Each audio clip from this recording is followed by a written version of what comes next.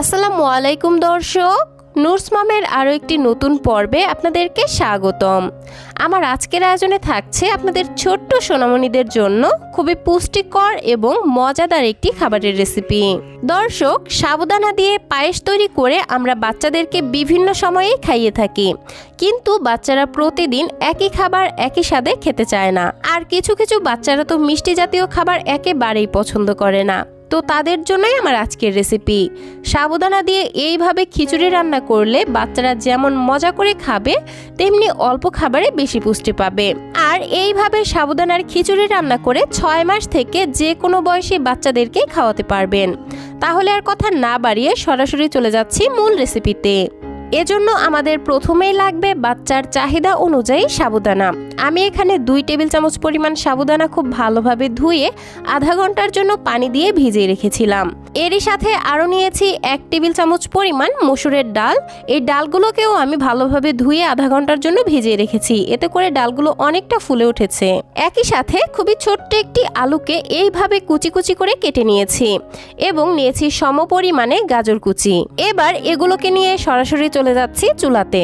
চুলায় একটি পরিষ্কার প্যান বসিয়ে দিয়ে দিচ্ছি 1 টেবিল চামচ পরিমাণ এক্সট্রা ভার্জিন অলিভ অয়েল। আপনারা চাইলে ঘি, বাটার অথবা রান্নার রেগুলার তেলও ব্যবহার করতে পারেন। তারপরে দিয়ে দিচ্ছি ছোট্ট একটি পেঁয়াজ কুচি। পেঁয়াজগুলোকে একটু নরম করে ভেজে নিচ্ছি।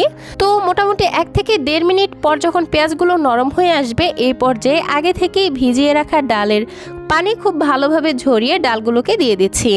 একই সাথে কেটে রাখা আলু এবং গাজর কুচি একসঙ্গেই দিয়ে দিচ্ছি। এখানে আমার মোটামুটি 1 টেবিল চামচ গাজর কুচি এবং 1 টেবিল চামচ আলু কুচি রয়েছে। তো এখন এই সবজিগুলোকে এবং ডালগুলোকে মোটামুটি 2 মিনিট সময় নিয়ে ভেজে নিচ্ছি।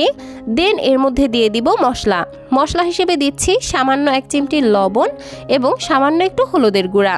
1 বছরের কম বয়সী বাচ্চাদের জন্য এখানে লবণটা স্কিপ করে যাবেন। এখন আরও কিছুক্ষণ ভেজে নিচ্ছি যতক্ষণ না এই মশলার কাঁচা গন্ধটা চলে যায়। তো কিছুক্ষণ ভেজে নেওয়ার পর যখন এই সবজি এবং ডালের গায়ের পানিটা শুকিয়ে যাবে এবং খুবই সুন্দর একটি ফ্লেভার বের হবে, এই পর্যায়ে দিয়ে দিচ্ছি 1 কাপ পরিমাণ নর্মাল খাবার পানি। একটু নেড়েচেড়ে সবকিছু মিশিয়ে নিচ্ছি। তারপর একটি ঢাকনা দিয়ে ঢেকে এই ডাল এবং সবজি খুব ভালোভাবে সেদ্ধ করে নিচ্ছি। তো ফিরে আসলাম মোটামুটি 6 থেকে 7 মিনিট পর। আর এতক্ষণে আমার ডাল এবং সবজি কিন্তু খুব ভালোভাবেই সেদ্ধ হয়ে গেছে। আমি একটু চেক করে নিচ্ছি। এখন হচ্ছে আমি বাচ্চার খাওয়ার সুবিধার্থে এই ডাল এবং সবজিগুলোকে এরকম একটি ম্যাশারের সাহায্যে ম্যাশ করে নিব।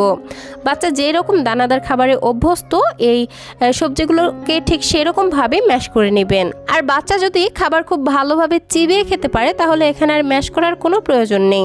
তো আমি আমার বাচ্চার পছন্দ অনুযায়ী এই খাবারটিকে ম্যাশ করে নিয়েছি।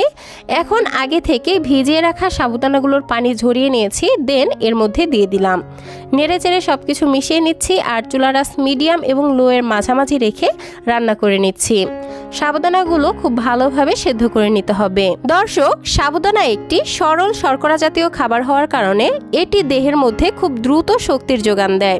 একই সাথে সাবুদানায় রয়েছে প্রচুর পরিমাণে স্টার্চ এবং কার্বোহাইড্রেট, এছাড়াও অন্যান্য পুষ্টিগুণ সমৃদ্ধ, যা বাচ্চাদের দ্রুত ওজন বৃদ্ধির পাশাপাশি বাচ্চাদের কোষ্ঠকাঠিন্যও দূর করে থাকে। তাই ডক্টর এবং পুষ্টিবিদেরা বাচ্চাদের 6 মাস বয়সের পর থেকেই তাদের খাদ্য তালিকায় সাবুদানা রাখতে বলে থাকেন। তো যাই হোক দর্শক, কথা বলতে বলতে আমার সাবুদানাগুলো অলমোস্ট সেদ্ধ হয়ে গেছে আর পানিটাও শুকিয়ে ঠিক এরকম ঘনত্বে চলে এসেছে। তো আমি ঠিক এরকম ঘনত্বে রেখে চুলা থেকে নামিয়ে নিচ্ছি, কারণ এটা ঠান্ডা হবার পর আরও কিছুটা ঘন হয়ে যাবে। আর এই তো তৈরি হয়ে গেল বাচ্চাদের জন্য খুবই পুষ্টিকর, ক্যালোরিবহুল এবং মজাদার একটি সাবুদানার খিচুড়ি। সাবুদানার এই খিচুড়িটা যেমন পুষ্টিকর তেমনি অনেক মজাদার, তাই যে কোনো বাচ্চারাই এই খাবারটি খেতে খুবই পছন্দ করবে। তো দর্শক, এই ছিল আমার আজকের আয়োজন। ভিডিওটি ভালো লাগলে প্লিজ একটি লাইক দিবেন এবং আমার আজকের এই রেসিপিটি কেমন লাগলো সেটা ছোট্ট একটি কমেন্টের মাধ্যমে জানাতে একদমই ভুলবেন না। বাচ্চাদের জন্য এরকম আরও নিত্য নতুন সহজ এবং পুষ্টিকর খাবারের রেসিপি পেতে প্লিজ আমার চ্যানেলটিকে সাবস্ক্রাইব করে পাশের ঘন্টাটি বাজিয়ে অলে সেট করে রাখবেন পরবর্তী ভিডিওর নোটিফিকেশন সবার আগে পাওয়ার জন্য। আজকের মতো বিদায় নিচ্ছি। সবাই ভালো থাকবেন, সুস্থ থাকবেন। আল্লাহ হাফেজ। আসসালামু আলাইকুম।